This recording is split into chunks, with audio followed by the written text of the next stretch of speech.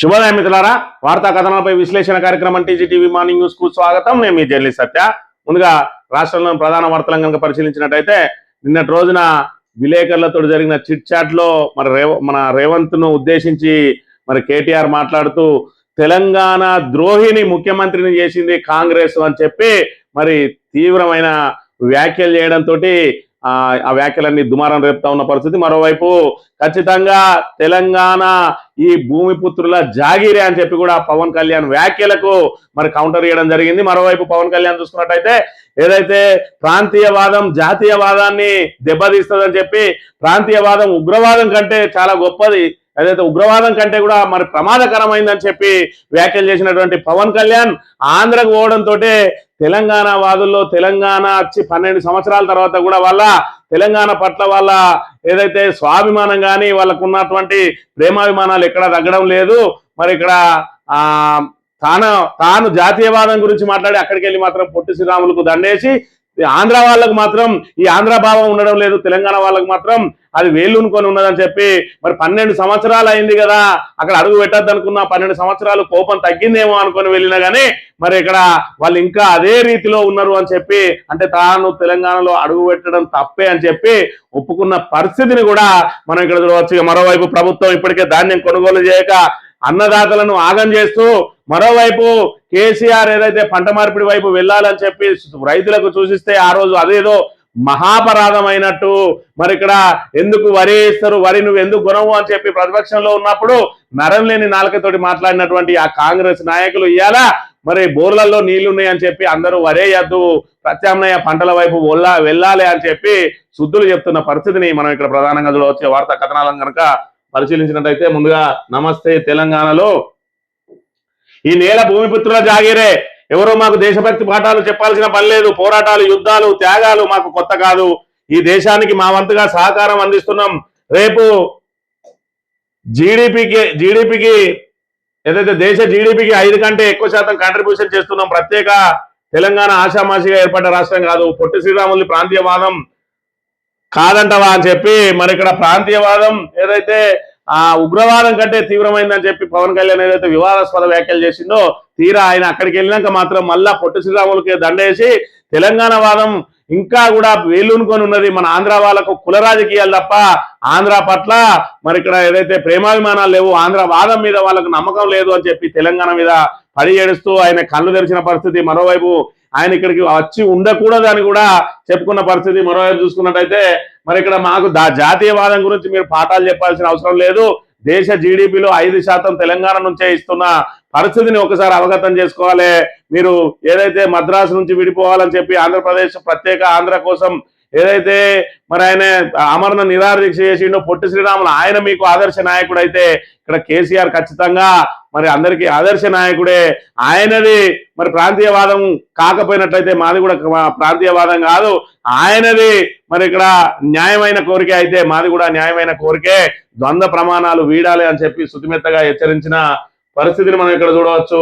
జాతీయవాదం ముసుగు వేసుకుని జరుగుతున్న ఆర్థిక ప్రాంతీయవాదంపై పవన్ జవాబు చెప్తారా? 2018లో 2023లో జనసేన పార్టీ పోటీ చేయకుండా ఎవరు అడ్డుకోలేదు, కొత్తగా పోటీ చేసేదే ఉన్నది.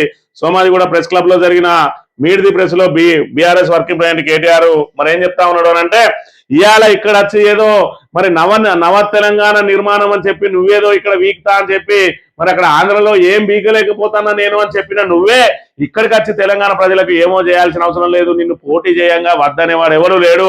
2018లో 2023లో బీఆర్ఎస్ హయాంలో నిన్ను పోటీ చేయంగా ఎవరు కూడా అడ్డుకోలేదు, నిన్ను అడుగు పెట్టకుండా ఎవరు అడ్డుకోలేదు. కావాలని విద్వేషాలు రెచ్చగొట్టి ఇవాళ మీరంతా ఏదైతే రేవంత్ రెడ్డి మీద వస్తున్న వ్యతిరేకతను తగ్గియడానికో లేదంటే బీఆర్ఎస్ ను దెబ్బతీయడానికి మీరు అన్ని పక్షాలు కూడా నైతికత మర్చిపోయి ఏకంగా అవడానికో చేస్తున్న ప్రయత్నాలని చెప్పి కూడా ఆయన తీవ్ర విమర్శలు చేసిన పరిస్థితిని మనం ఇక్కడ ప్రధానంగా గమనించాలి. రాబోయే రోజుల్లో కాంగ్రెస్ పార్టీని రేవంత్ పూర్తిగా బొందబెట్టడం ఖాయం, రాష్ట్రంలో కాంగ్రెస్ బీజేపీ హైబ్రిడ్ జోడి, కేసీఆర్ లాంటి నేత దేశంలో ఎక్కడా లేడు, ఏది చేసినా ప్యాషన్ తో ఒక టాస్క్ గా చేసినాం, పాలమూరు ప్రాజెక్టును 90% పూర్తి చేసినాం, నార్లాపూర్ వద్ద మోటార్లు ఆన్ చేసి నీళ్ళు ఇచ్చి కూడా చూపెట్టినాం, 20 లక్షల ఇల్లు కట్టిన తర్వాతే ఓట్లు అడగాలి, లేదంటే పొంగులేటి ఇంట్లో కూర్చోవాలి, బీజేపీతో పొత్తు ప్రశ్నే లేదు, మా పరిధి చిన్నది, మీ ఇమాజినేషన్ స్క్రిప్ట్ తో ఒక సినిమా తీస్తే బాహుబలి సినిమాను మించి హిట్ అవుతుంది, వచ్చే ఎన్నికల్లో బీఆర్ఎస్ ఒంటరిగానే పోటీ, వచ్చే ఏడాది ఖచ్చితంగా పాదయాత్ర చేస్తా అని చెప్పిన పరిస్థితి. మరి ఇక్కడ తెలంగాణకు ఓజీ కేసీఆరే. ఏది ఏమైనా తెలంగాణకు శ్రీరామ రక్ష అంటే బీఆర్ఎస్ పార్టీ. తెలంగాణ మీద పూర్తిగా అవగాహన ఉన్న వ్యక్తి, తెలంగాణ కోసం మరి ఇక్కడ పరితపించే వ్యక్తి, తెలంగాణ కోసం నిత్యం తహతహలాడే వ్యక్తి కేసీఆరే. ఎవరు అవునన్నా కాదన్నా అది కేటీఆర్ చెప్పినా ఇంకెవరు చెప్పినా ఖచ్చితంగా కేసీఆరే తెలంగాణ కోసం. మరి ఆయన ప్రతి క్షణం కూడా పరితపించే వ్యక్తి అని చెప్పి అది తెలంగాణ ప్రజలందరికీ కూడా నరనరాన తెలిసిపోయిన పరిస్థితి. సమయం వచ్చినప్పుడు గేర్ మార్చం. తెలంగాణ కథలో నెంబర్ 1 విలన్ కాంగ్రెసే. Congress first half disaster, second half కూడా డిజాస్టర్ కాబోతుంది. కేసీఆర్ కంటే దేశంలో ఎవరు ఎక్కడ ఎక్కువ పనులు చేసినట్టు చూపించిన రాజకీయాల నుంచి తప్పుకుంటా అంటున్న కేటీఆర్. తెలంగాణ రాష్ట్రం ఆవిర్భవించి పుష్కర కాలం పూర్తయిన సందర్భంగా బీఆర్ఎస్ ప్రెసిడెంట్ కేటీఆర్ బుధవారం సోమాజిగూడ ప్రెస్ క్లబ్ లో నిర్వహించిన మీడియా ప్రెస్ లో పాల్గొని అనేక విషయాలను పాత్రికేయులతో పంచుకున్నాడు. తెలంగాణ తొలి మలిదశ ఉద్యమ ప్రస్థానం, రాష్ట్ర ఆవిర్భావం అంతరం, పాలన పగ్గాలు చేపట్టాక బీఆర్ఎస్ సాధించిన విజయాలను వివరిస్తూనే ప్రస్తుత కాంగ్రెస్ పాలన వైఫల్యాలను కూడా ఎండగట్టిందట. మరి ఇక్కడ రాష్ట్రంలో చోటు చేసుకుంటున్న తాజా పరిణామాలపై ప్రజలను జాగృత పరుస్తూనే మన తాతల కథ, తండ్రుల కథ, మన జాతి కథ ఉడుకునెత్తులతో ఉరికెత్తే యువతరం తెలుసుకోవాలి. పుట్టిన గడ్డ, జన్మనిచ్చిన మట్టి కథను యువత చదువుకోవాలని చెప్పి పిలుపునిచ్చిండు. మరి నిన్న రోజున ఆయన మాట్లాడుతూ ఏం చెప్తా ఉన్నాడు, ఇవాళ వేటగాడు చెప్పే పిట్ట కథలను మరి ఆ ప్రజలు నమ్మే పరిస్థితి ఉంటుంది కాబట్టి ఖచ్చితంగా సింహం కూడా తన కథను తానే చెప్పుకోవాలి. మరి బీఆర్ఎస్ కార్యకర్తలందరూ కూడా సింహాలై మరి ముందుకు సాగాలి అని చెప్పి చెప్తా ఉన్న పరిస్థితి. ఏదైతే మరి ఇక్కడ నిజానికి కూడా ప్రచారం అవసరమట, అక్కడే దెబ్బతిన్నది బీఆర్ఎస్. ఇవాళ ఏదైతే రైతు బంధు పేరుతోటి 1 ఎకరాకి ఇచ్చి మరి కోట్లాది రూపాయల ఖర్చు పెట్టి సభ పెట్టుకున్నాడు, 2వ ఎకరానికి ఇచ్చి కోట్లాది రూపాయల ఖర్చు పెట్టి సభ పెట్టుకున్నాడు. ఇవాళ ఇందిరమ్మ పథకం అని ప్రారంభించి 2వ విడత పథకం అని చెప్పి దానికి కోట్లాది రూపాయలు పెట్టి సభ పెట్టుకున్నాడు. ఇవాళ ఏ పథకాన్ని పెట్టినా, ఏ పథకాన్ని కొనసాగించినా కూడా అదేదో బ్రహ్మ పదార్థం అయినట్టు పెద్ద పెద్ద ప్రచారాలు చేసుకుంటా ఉన్నాడు. ఆ రోజు చూసుకున్నట్టయితే బీఆర్ఎస్ ప్రభుత్వం మరి ఇక్కడ రైతు బంధు లాంటి బృహత్తరమైన పథకాన్ని ప్రవేశపెట్టిన రోజున దాన్ని ప్రవేశపెట్టి రైతులకు అందుతుందా లేదా అనేది చూసుకునేది తప్ప ఏ రోజు కూడా ప్రచార ఆర్భాటం చేసుకోలే. రైతు బీమా ఎంత బృహత్తరమైనటువంటి మరి ఇక్కడ రైతు ఏదైతే ఇంటి పెద్దకు అండగా నిలిచేటువంటి మరి రైతు బీమా దేశంలో ఎవరు కూడా దాని గురించి ఆలోచన చేయలే. మరి గతంలో ఉమ్మడి ఆంధ్రప్రదేశ్ లో చూసుకున్నట్టయితే ఒక రైతు తన పంటను కోల్పోయో లేకపోతే పంట నష్టం జరిగో అప్పుల పాలయ్యో ఆత్మహత్యలు చేసుకుంటే ఆయనకు సహాయం అందించడానికి 1000 రకాల కొర్రీలు ఉండేది. మరి ఇలాంటి ఏమి లేకుండా ఒక్క గుంట ఉన్న రైతు నుంచి మరి 10 ఎకరాలు కానీ సీలింగ్ వరకు 50 ఎకరాలు ఉన్నా కూడా మరి ఇక్కడ రైతు బీమాకు సంబంధించి ధీమాను కల్పించే కార్యక్రమంలో భాగంగా 10 రోజుల కార్యక్రమం జరగక ముందే రైతుకు సంబంధించి ఎవరైతే ఇంటి పెద్ద చనిపోతాడో రైతు ఆయన డిపెండెంట్ కు 5 లక్షల రూపాయలు అకౌంట్ లో పడే విధంగా బ్రహ్మాండమైనటువంటి మరి పథకాన్ని తీసుకొచ్చి ఏ రోజు కూడా ఆ 5 లక్షల రూపాయలు ఇస్తానని చెప్పి పెద్ద పెద్ద గొప్ప గొప్ప సభలు పెట్టుకొని ఆ సభలకు పిలిపించుకొని ఇయ్యలేదు. ఇలా కారుణ్య నియామకాలు సుమారు 17,000 మందిని ఇలా సింగరేణిలో కారుణ్య నియామకాలు చేస్తే ఏ రోజు కూడా సభ పెట్టి వాళ్ళకు కారుణ్య నియామక పత్రాలు ఇవ్వలేదు. ఇవాళ రేవంత్ రెడ్డి 17,000 ఉద్యోగాలు ఇచ్చి మరి కేసీఆర్ ఇచ్చినటువంటి 55,000 ఉద్యోగాలకు జత చేసుకొని మొత్తం నేనే ఇచ్చిన అన్నట్టుగా ఎన్ని పిఆర్ స్టంట్లు చేస్తా ఉన్నాడో చూస్తా ఉన్నాం. ఇవాళ పథకాలను మరి ఏదైతే కేసీఆర్ ప్రవేశపెట్టిన సంక్షేమ పథకాలన్నిటికీ మంగళం పాడుతూ ఏదో అరాకొరా పథకాన్ని పెట్టినప్పుడే దాన్ని మరి ఇక్కడ ఎంతో గొప్పగా చెప్పుకుంటున్న వ్యక్తి ఇవాళ కేసీఆర్ చేసినటువంటి సంక్షేమ పథకాలన్నింటినీ కనుక సభలు పెట్టి ఏకరువు పెట్టి ప్రజల ముందు ఉంచినట్టు ఉంటే బీఆర్ఎస్ ఏం పని చేసింది అనేది మరి ఇక్కడ తెలిసి ఉండేది. మరి ఇక్కడ అందుకే మరి నిజానికి కూడా ప్రచారం అవసరం లేదంటే అబద్ధమే నిజమై కూర్చుంటది అని ఇవాళ రేవంత్ రెడ్డి చెప్పే అబద్ధాలను కూడా ఎక్కడికక్కడ బీఆర్ఎస్ నాయకులు మరి ఖచ్చితంగా కొట్టి పడేయాలి, ఖచ్చితంగా ప్రజలకు వివరించాలి. ఆ అబద్ధాలన్నింటినీ కూడా ఇలా కేసీఆర్ అప్పులు చేసిండు అని చెప్పి ఇప్పటి వరకు కూడా మరి ఇక్కడ ఏదైతే గత ప్రభుత్వం మీదనే దుద్దిల శ్రీధర్ నుంచి మొదలుకొని రేవంత్ రెడ్డి వరకు అందరూ కూడా అసత్య ప్రచారాలు ఇంకా చేస్తా ఉన్నారు. ఇవాళ కొత్తగా మనం ఒక ఇల్లు కట్టుకున్నప్పుడు ఖచ్చితంగా అప్పులు చేస్తాం. ఆ అప్పుల ద్వారా ఎంత సంపద సృష్టించడం అనేది చూడాలి తప్ప ఆ అప్పులను చూస్తా ఉన్నాడు. ఇవాళ ఏదైతే రేవంత్ రెడ్డి ఒక్క ఇటుక వేర్చలేదు, ఒక్క నిర్మాణం లేదు, పెండింగ్ ప్రాజెక్టు పూర్తి చేసింది లేదు, కొత్త ప్రాజెక్టులు కట్టింది లేదు, కొత్తగా రోడ్లు వేసింది లేదు, మరి ఇక్కడ కేసీఆర్ ప్రవేశపెట్టిన సంక్షేమ పథకాలను కొనసాగించింది లేదు, 6 గ్యారెంటీలు అమలు చేసింది లేదు, 420 హామీలను నెరవేర్చింది లేదు, 4,14,000 కోట్ల అప్పు చేసిండు కేసీఆర్. 10 సంవత్సరాల్లో 4,20,000 కోట్లు చేస్తే ఈయన 2.5 సంవత్సరాల్లో 4,14,000 కోట్ల అప్పు చేసిండు. ఏం చేసిండో మరి దీన్ని మనం అడగాల్సిన అవసరం ఉన్నది. ఇలా దొంగ అని అరుస్తా ఉన్నారు. ఏదైతే కాంగ్రెస్ నాయకులు ఒకవైపు కబ్జాలకు పాల్పడతా ఉన్నారు, ఒకవైపు వనరులను దోపిడీకి గురి చేస్తా ఉన్నారు, మరోవైపు వాళ్ళే మళ్ళా దొంగ అని అరుస్తా ఉన్నారు. కాబట్టి బీఆర్ఎస్ నాయకులు కార్యకర్తలు అప్రమత్తంగా ఉండాలి. ఎక్కడికక్కడ అలా దొంగ పనులన్నింటినీ కూడా ఎండగట్టుకుంటా ప్రజలకు వివరించాలి.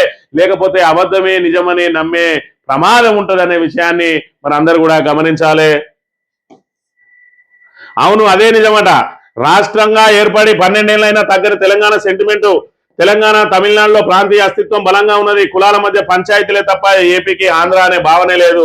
చిన్న ఘటన గాలివానైంది, సభకు అనుమతిస్తే వివాదం కాకపోవు. కేటీఆర్ తో మంచి సోదర భావం ఉన్నది. ఆయన చెప్పాలంటే కరెక్టే. తెలంగాణలో పోటీ చేసే ఉద్దేశం ఏది వ్యక్తిగతంగా నాకు లేనే లేదు. అమరావతిలో మీడియాతో AP deputy CM Pawan Kalyan. మరి ఇక్కడ ఒక్కటే మాట, నిన్ను పోటీ చేయంగా ఎవరు అర్థం లేదు. ఇవాళ బీఆర్ఎస్ అయితే నిన్ను పట్టించుకోకనే పోవు. ఇవాళ కాంగ్రెస్ వాళ్ళు కాబట్టి దీన్ని వివాదం చేయాలి. కాబట్టి ఈ వివాదం చేస్తే వాళ్ళ మీద ఉన్నటువంటి వ్యతిరేకత ఏదైతే ఉన్నదో, వాళ్ళ అసమర్థత ఏదైతే ఉన్నాయో, వాళ్ళ తప్పులన్నింటినీ కప్పిపుచ్చుకునే కార్యక్రమంలో భాగంగా నిన్ను తెర మీదకి తీసుకొని వచ్చిండు.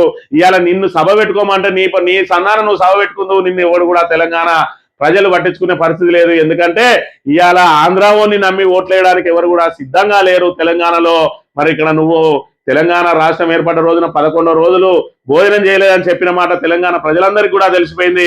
ఇంకా నిన్ను నమ్మి తెలంగాణలో జనసేనకు ఎవడోటేసలేదు. ఎవడో తెలంగాణలో అస్తిత్వం లేనోడు, గుర్తింపు లేనోడు నీ పార్టీలో చేరి ఏదో ఒక అవకాశం వస్తుంది కావచ్చు, ఆడ మనం టీవీలలోనో కెమెరాలలోనో కనబడతామని నీ వెనక తిరుగుడు తప్ప ఇవాళ తెలంగాణ ఎవడు కూడా ఆంధ్రోని పట్టించుకునే పరిస్థితి లేదు. కాబట్టి కావాలని ఇలా కాంగ్రెస్ వివాదం సృష్టించింది.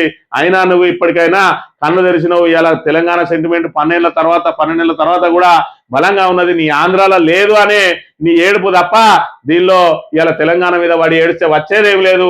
తెలంగాణ వాళ్ళు కష్టపడి ఇలా తెలంగాణను బంగారు తెలంగాణగా మార్చుకుంటా ఉంటే మరి ఇక్కడ అబద్ధాలతోటి అధికారంలోకి వచ్చిన రేవంత్ రెడ్డిని, చంద్రబాబు నాయుడు శిష్యుడు మీరంతా కలిసి తెలంగాణలో పాగా వేసుకోవాలని చూస్తే ఖచ్చితంగా తెలంగాణ వాదులందరూ ఏకమైతారు. మిమ్మల్ని అందరినీ కూడా తరిమి కొట్టక తప్పని పరిస్థితి.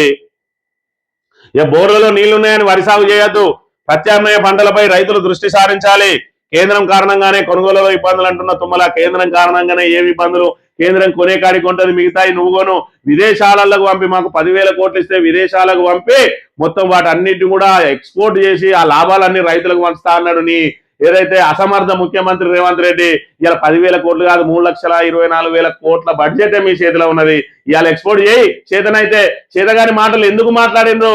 ఇవాళ మళ్ళా పంట వేయద్దని ఎందుకు చెప్తా ఉన్నారు? వరేస్తే ఉరి అన్నది కేసీఆరా, ఇవాళ రేవంత్ రెడ్డి ప్రభుత్వమా? ఒక్కసారి ప్రజానీకం అంతా రైతులంతా కూడా ఆలోచన చేసుకోవాలి. గత 10 సంవత్సరాలలో ఏ విధంగా ఉండే కేసీఆర్ ప్రభుత్వ హయాంలో రైతుల పరిస్థితి ఏ విధంగా ఉండే? రైతులను రాజును చేయడమే లక్ష్యంగా కాలు మీద కాలేసుకొని మీరు ఏదైతే అర్ధరాత్రిళ్ళు కరెంటు వేయడానికి, కరెంటు మోటార్లు ఆన్ చేయడానికి పోయి పాము కాట్లకు గురై, కరెంటు షాకులకు గురై మీరు ముత్తివాత పడాల్సిన అవసరం లేదు. ఎవడైతే ఆఫీస్కి పోతాడో 9 to 5 అదే విధంగా మీరు కూడా ఉదయం మంచిగా స్నానంగినం ఆచరించి టిఫిన్ చేసిన తర్వాత పొలానికి వెళ్ళి అక్కడ 2 గంటలో 3 గంటలో పంప్ ఆన్ చేసుకొని ఆడ కూర్చొని మళ్ళా పంప్ ఆఫ్ చేసుకొని మళ్ళీ తిరిగి రావాలి. మీ తీరిక సమయంలో 9 to 5 ఎప్పుడు మీకు అవసరమైతే అప్పుడు, అవసరమైతే రాత్రి పూట సాయంత్రం పూట సరదాగా పోతాం అన్నప్పుడు అప్పుడైనా పోయి మీరు మోటార్ ఆన్ చేసుకొని కూర్చొని అని చెప్పి 24 గంటల ఉచిత విద్యుత్, నాణ్యమైన ఉచిత విద్యుత్తునిచ్చింది కేసీఆర్. ఇలా పండించిన ప్రతి పంటను ప్రతి గింజ వరకు కొన్నాడు. కరోనా కష్టకాలంలో కూడా రైతుకు నువ్వు ఏ రోజు ఇబ్బంది పెట్టకుండా చివరి గింజ వరకు కొంటే ఇవాళ చేతగాని దద్దమ్మ అసమర్థ ప్రభుత్వం ఇవాళ వరేస్తే ఉరే అంటా ఉన్నది కాంగ్రెస్ ప్రభుత్వం అనే విషయాన్ని ఆలోచన చేసుకోవాలి.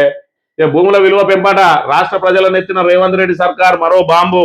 రేపటి నుంచే అమల్లోకి రానున్న సవరించిన విలువ అదనపు ఆదాయమే లక్ష్యంగా సర్కార్ అడ్డగోలు బాధుడు.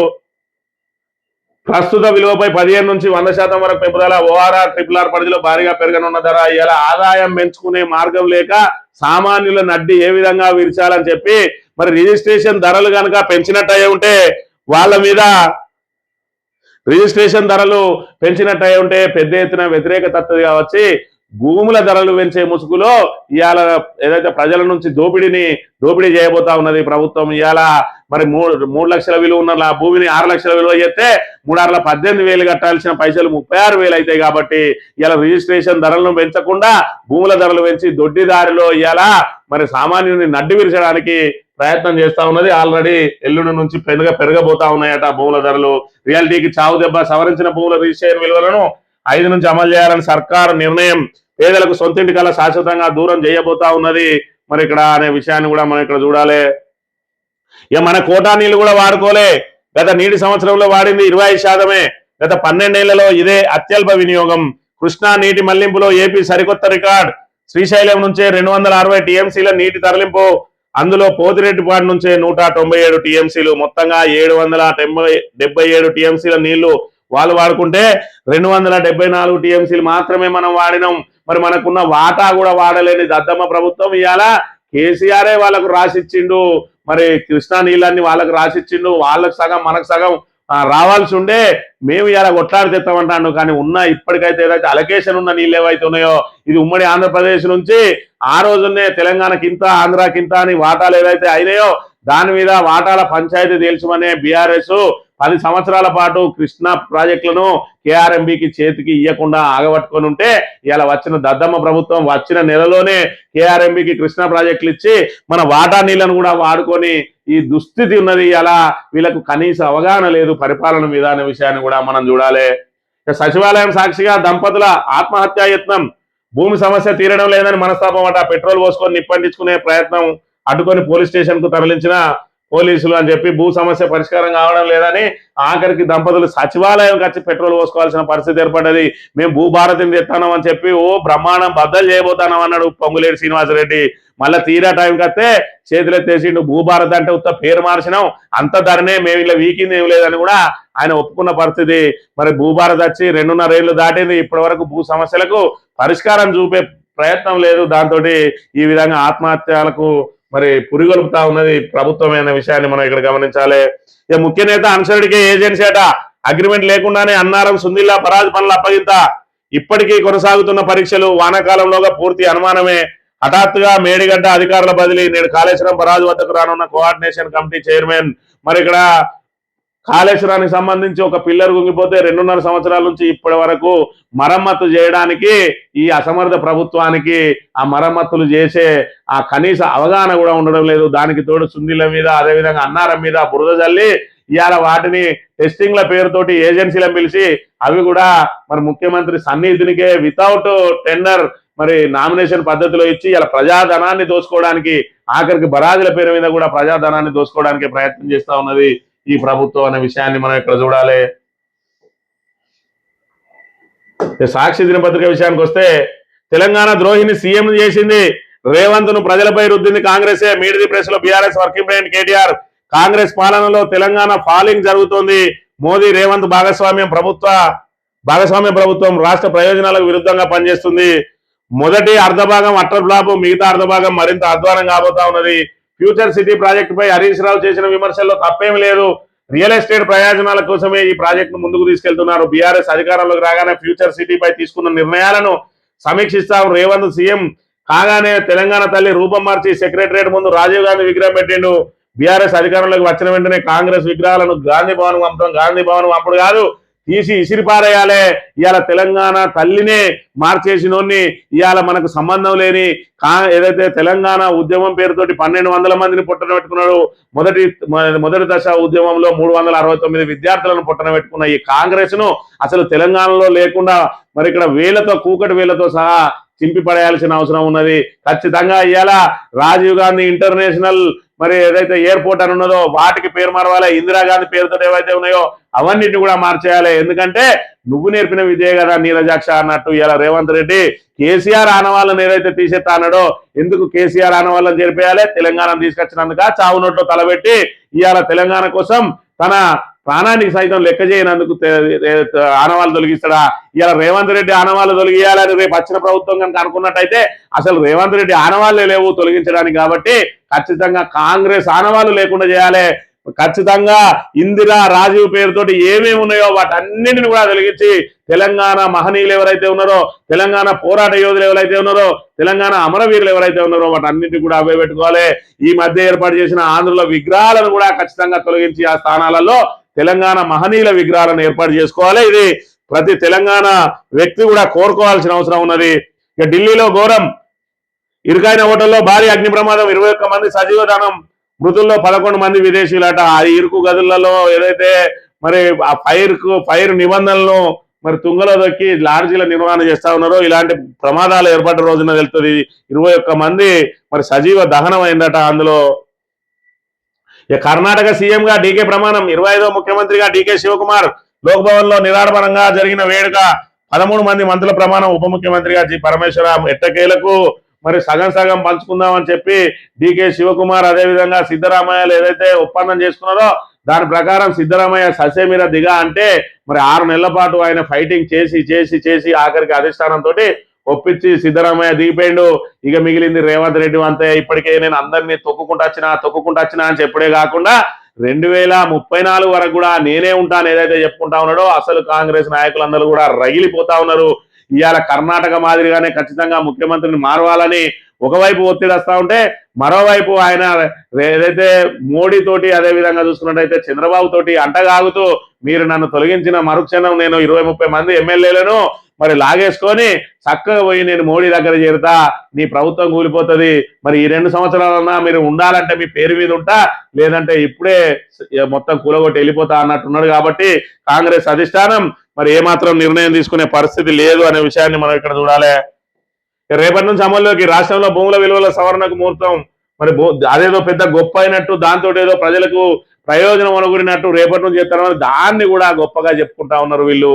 మరి ఇక్కడ ఆంధ్రజ్యోతి లాంటి పత్రికలు అయితే పెద్ద పెద్ద హెడ్డింగ్లు పెట్టి పెడతాయి, మిమ్మల్ని దోచుకోపోతాను రేపటి నుంచి అన్నదాన్ని కూడా మరి రివర్స్ లో పెట్టి మీ భూముల విలువలు పెంచుతాను, దాని ద్వారా వచ్చేది ఆయన భూమి ఆయనకే ఉంటుంది, విలువలు పెంచితే రేపు అమ్ముకున్న రోజున కొనేటోడో కొనుక్కున్న రోజున అమ్మేటోడో ఇవాళ మరి దాని ఆ పాప భారం మోయాల్సి వస్తుంది తప్ప దాని ద్వారా ఉనగూరే ప్రయోజనం ఏం లేదు. ఇవాళ నువ్వు మార్కెట్ రేటు ఏదైతే ఎస్ఆర్ రేటు పెంచినంత మాత్రాన మార్కెట్ రేట్లు పెరిగాయి, కానీ నీ గట్టే రిజిస్ట్రేషన్ ఫీజులు మాత్రమే పెరుగుతాయనే విషయాన్ని నువ్వు ఇక్కడ గమనించాలి. నిధుల బాట ఖర్చుపై కొట్లాట. తెలంగాణ జాతీయ రహదారుల విస్తరణకు 7,597 కోట్లు కేటాయించినట. కానీ రింగు రైలు భూసేకరణ విషయంలో రాష్ట్రం రైల్వే మధ్య 15,000 కోట్లపై పేచి నువ్వు కట్టాలని వీళ్ళు అనుకుంటా ఉన్నారు. మరి ఇక్కడ జాతీయ రహదారికి ఏమో 7,597 కోట్లు మేము కేటాయించినాం. ఆర్మూరు జగిత్యాల మంచిర్యాలకు 1 రోడ్డు, జగిత్యాల కరీంనగర్ మార్గాలకు 1 రోడ్డు, మొత్తంగా 7,597 కోట్లు మరి ఇక్కడ ప్రధాన రహదారులకు మొత్తం వెచ్చిస్తా ఉన్నారట. అదే విధంగా రింగు రైలుకు మాత్రం మీరే పెట్టాలని 15,000 కోట్ల మీద ఇటు కేంద్ర రాష్ట్ర ప్రభుత్వాలు కొట్లాడుతున్న పరిస్థితిని అయితే మనం ఇక్కడ చూడవచ్చు. ఈ ఆంధ్రజ్యోతి విషయానికి వస్తే ఓఆర్ఆర్ చుట్టూ రెట్టింపు. రాష్ట్రంలో భూములు ఫ్లాట్ల మార్కెట్ విలువల హేతుబద్ధీకరణకు సర్కార్ ఏర్పాట్లు. రాజధానిలో చాలా చోట్ల 50 నుంచి 75% పెంపు. ఇది ఇంత పెద్ద మరి ఇక్కడ ఏదైతే వార్తను బ్యానర్ ఐటమ్ రాసింది, కొత్త విలువలు రేపటి నుంచి అమల్లోకి అని. దీని ద్వారా ప్రజలకు ఒక్క 5 పైసల లాభం అన్న ఉన్నదా? దీన్ని ఏ విధంగా ఇవాళ మనల్ని దోపిడీ చేసేటువంటి అంశాన్ని మనకు చాలా మేలు జరిగే అంశం అని చెప్పి మరి ఇక్కడ దీన్ని ఏ విధంగా డైవర్ట్ చేస్తా ఉన్నాయి రేవంత్ రెడ్డి బూటు నాకే పత్రికలు అనే ఒక విషయాన్ని మనం ఇక్కడ గమనించాలి. ఈ రేట్ల సవరణతోటి ఏ ఒక్కరికన్నా ఉపయోగం జరుగుతుందా? దోపిడీ తప్ప. ఇవాళ నిన్నటి రాక మనం రిజిస్ట్రేషన్ ఖర్చు ఏ భూమి అయితే ఎంతకైతే కొన్నామో ఆ భూమికి 10,000 రూపాయలు ఖర్చు అయితే రేపటి నుంచి 20,000 రూపాయల ఖర్చు కాబోతా ఉన్నది. ఇవాళ ఆ సవరణ రేట్ల ద్వారా రైతుకు మార్కెట్ రేటు పెరిగే అవకాశం లేదు, ఫ్లాట్లకు కమర్షియల్ ఫ్లాట్లకు కూడా మార్కెట్ రేటు పెరిగే పరిస్థితి లేదు. కానీ ఇవాళ ప్రభుత్వ నిబంధనలకు ప్రభుత్వానికి మాత్రం ఆదాయాన్ని పెంచుకునే కార్యక్రమంలో భాగంగా సామాన్యుల నడ్డి విరిసే ప్రయత్నం చేస్తా ఉన్నారు. ఇలా కమర్షియల్ ఫ్లాట్లకు ఎంతన్నా తెచ్చుకో, కానీ వ్యవసాయ భూములకు చేయడం ద్వారా రైతులు నానా ఇబ్బందులు పడే పరిస్థితి లేదా? ఒక్కసారి ఆలోచన చేయాలి. ఆ బొంగారం కొండ ఎక్కడ? ఆంధ్రప్రదేశ్ మద్యం కుంభకోణంలో 250 కిలోల పసిడి ముడుపులు. హైదరాబాద్ శివారులో ఆ బంగారాన్ని దాచారనే సందేహం. గుట్టు తేల్చే పనిలో ఈడీ త్వరలో హైదరాబాద్ సహా మరికొన్ని ప్రాంతాల్లో దాడులకు సిద్ధమట. 1 కాదు 2 కాదు 10-20 కిలోలు కూడా కాదు, 250 కిలోల బంగారం. ఆంధ్రప్రదేశ్ మద్యం కుంభకోణం కేసులో ఆ రాష్ట్ర గత ప్రభుత్వ పెద్దలకు ముడుపుల రూపంలో అందినట్టుగా చెబుతున్న పుత్తడి ఇది. దాన్ని హైదరాబాద్ లో ఆ చుట్టుపక్కల ప్రాంతాల్లో దాచి ఉంచి ఆడ తవ్వి పెట్టినరాడా, ఇక నువ్వు వచ్చినాక దాన్ని ఏరుకునేవు. మరి దాన్ని బట్టి ఇవాళట 250 కిలోల బంగారాన్ని ఎన్నో దాచిపెట్టిరని చెప్పి వీడు ప్రజా సమస్యలన్నీ గాలికి వదిలి ఏమైనా గత ప్రభుత్వాల మీద బురద జల్లడానికి మాత్రమే ఈ ఆంధ్రజ్యోతి పత్రిక పనిచేస్తా ఉన్నది. రాష్ట్ర ప్రభుత్వాలకు అధికారం ఉంది, బెట్టింగ్ గ్యాంబ్లింగ్ పై నిషేధం విధించవచ్చు, తప్పు లేదు, నిషేధం విధించాల్సిందే. ఇక పవన్ పై తెలంగాణ నేతల వ్యాఖ్యలు సరికాదు, ఏ ప్రాంతానికి ఎవరేం చేశారో తెలుసు. అమెరికా, ఆస్ట్రేలియా, యూకేలను తెలుగువారు రాజ్యాంగ పదవుల్లో ఉన్నారు, ప్రజలకు మంచి చేయడంలో పోటీ పడాలి, వారి మధ్య విభేదాలు తేవడం సరికాదు, రెండు ప్రాంతాల్లోనూ అభివృద్ధి జరగాలి, అనవసర వివాదాలు ఎవరికి మంచివి కావు. మీడియా సమావేశంలో ఏపీ సీఎం చంద్రబాబు శుద్ధులు నువ్వే చెప్పాలి, ఇవాళ ఎప్పుడెప్పుడా అని తహతహలాడతాను చంద్రబాబు నాయుడు. హైదరాబాద్ ను హస్తగతం చేసుకోవాలని ఇవాళ తెలుగుదేశం పార్టీని కూటమి ముసుగులో తీసుకొచ్చి రేవంత్ రెడ్డిని అడ్డం పెట్టుకొని ఇవాళ తెలంగాణలో పాగా వేసి కనీసం మనం అధికారం చేపట్టకున్నా దాన్ని కీ రోల్ పోషించినా చాలు అన్న చందంగా ఇవాళ మరి ఇక్కడ చంద్రబాబు కన్నైనా అదే విధంగా చూసుకున్నట్టయితే మరి పవన్ కళ్యాణ్ కన్నైనా హైదరాబాద్ మీదనే ఉన్నది. మరి జగన్ ను చూసుకున్నట్టయితే ఏ రోజైతే తెలంగాణ విడిపోయిందో ఆ రోజే ఆంధ్రాకి షిఫ్ట్ అయి తాడేపల్లిగూడెంలో ఆయన ఇల్లు కట్టుకొని అక్కడనే నివసిస్తా ఉంటే ఇలా చంద్రబాబు, అదేవిధంగా డిప్యూటీ సీఎం, అదేవిధంగా నారా లోకేష్, ఈ పవన్ కళ్యాణ్, లోకేష్, చంద్రబాబు ముగ్గురు కూడా తెలంగాణ మీదనే మరి బతుకుతూ తెలంగాణ మీదనే ఏడుస్తా ఉన్న పరిస్థితిని అయితే మనం చూడవచ్చు. హైదరాబాద్ లో ఫార్చ్యూన్ 500 కంపెనీల జీసీసీలు, గ్లోబల్ మెడికల్ టూరిజం కేంద్రంగా భాగ్యనగరం, ప్రపంచ అగ్రశ్రేణి సంస్థల కీలక పదవుల్లో హైదరాబాదీలు, దక్షిణాఫ్రికా ఉపాధ్యక్షులు, జర్మనీలోని తురింగియా రాష్ట్ర ముఖ్యమంత్రితో సమావేశాల్లో సీఎం రేవంత్ రెడ్డి వెల్లడి. దక్షిణాఫ్రికా, జర్మనీలతో తెలంగాణ వ్యూహాత్మక భాగస్వామ్యం. తెలంగాణ రైజింగ్ 2047 లక్షలకు ఇరుదేశాల మధ్య 2047 పెట్టదు, 2028 వరకు నువ్వేం చేయగలుగుతావో చెప్పాలి.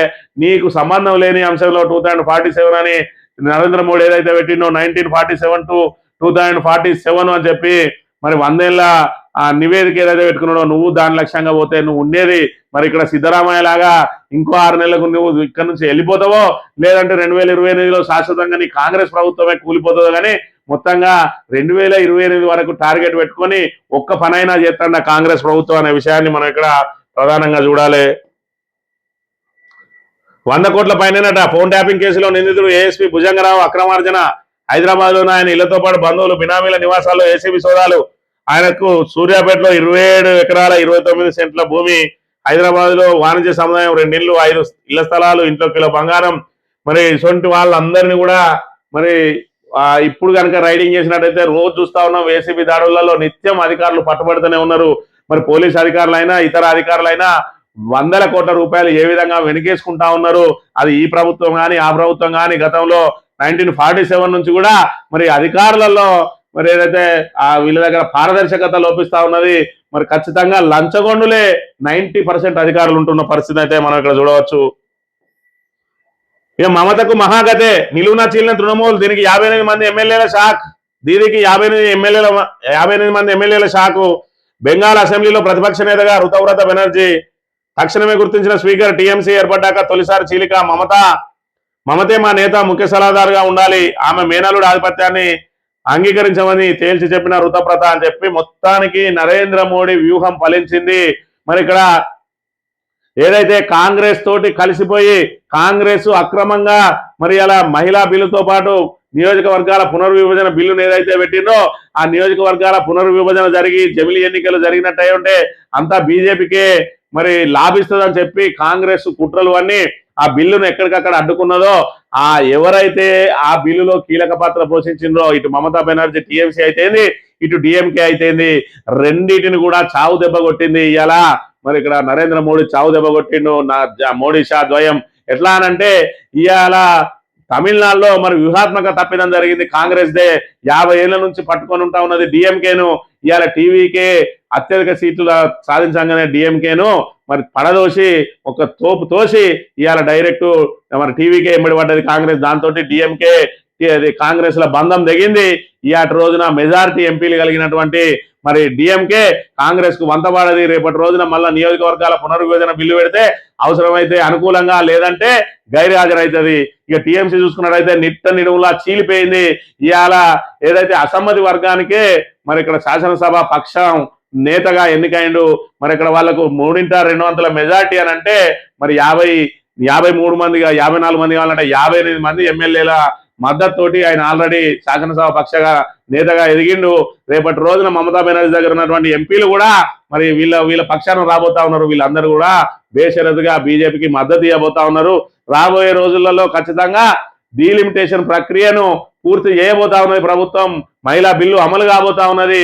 ఖచ్చితంగా కాంగ్రెస్ ను చావు దెబ్బ కొట్టబోతా ఉన్నది బీజేపీ అని చెప్పి మనం ఇక్కడ భావించవచ్చు. ఈనాడు దినపత్రిక విషయానికి వస్తే మమతపై తిరుగుబాటు అట మొత్తంగానైతే మరి సామ్రాజ్యం కుప్పగూలింది. మమతా బెనర్జీ సామ్రాజ్యం ఒకవైపు బంగ్లాదేశ్ వాళ్ళందరినీ బెంగాల్ నిండా నింపి వాళ్ళకి అన్ని ఓట్లకు ఇచ్చి వాళ్ళందరికీ పూర్తి స్వేచ్ఛనిచ్చి ఇవాళ మన దేశంలో మనల్నే పరాయి వాళ్ళుగా మరి తయారు చేస్తే ఇవాళ వాళ్ళందరూ కూడా బీజేపీకి మరి సపోర్టర్లుగా మారిపోయినరు బెంగాలీలందరూ.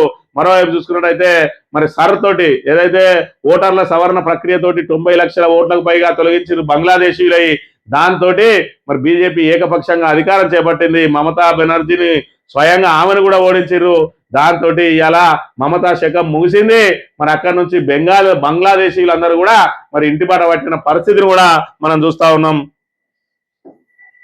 తక్కువ ఉన్న చోటే ఎక్కువ పెంపు, భూముల మార్కెట్ విలువలు సవరణ, అధిక ప్రాంతాల్లో 50 నుంచి 100% పెంపుదల, ఎక్కడనైతే ఎక్కువ అమ్ముడు పోతానో ఎక్కడనైతే ఆ రిజిస్ట్రేషన్లు ఎక్కువ జరుగుతాయో అక్కడ పెంచుతారు. ఎందుకంటే ఇలా వీళ్ళకి ఆదాయం కావాలి. ఆదాయానికి రెండే మార్గాలు, ఒకటి రిజిస్ట్రేషన్, రెండోది మరి మద్యం ఆదాయం.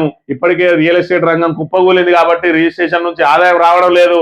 దాంతో ఎవరైతే ఈ లావాదేవీలు జరుగుతున్నాయో వాళ్ళ దగ్గర నుంచే డబ్బులు వసూలు చేయడానికి ప్రయత్నాలు చేస్తా ఉన్న పరిస్థితిని మనం ఇక్కడ చూడాలి. ఇక ఢిల్లీ అగ్ని ప్రమాదానికి సంబంధించిన వార్తను చూడవచ్చు. ముఖ్యమంత్రిగా డీకే ప్రమాణ స్వీకారం. ఏడాది లోపు మోడీ పదవి పోతుందట. ఏ రకంగా పోతుంది? మొత్తంగా నీ దగ్గర ఇండి కూటమి వాళ్ళే ఒకరి తర్వాత ఒకరు బయటికి పోతా ఉన్నారు. ఇలా కాంగ్రెస్ ను నమ్మే పరిస్థితి లేదు. అయినా కూడా ఇంకా మేకపోతు గాంభీర్యం వహిస్తున్నది కాంగ్రెస్.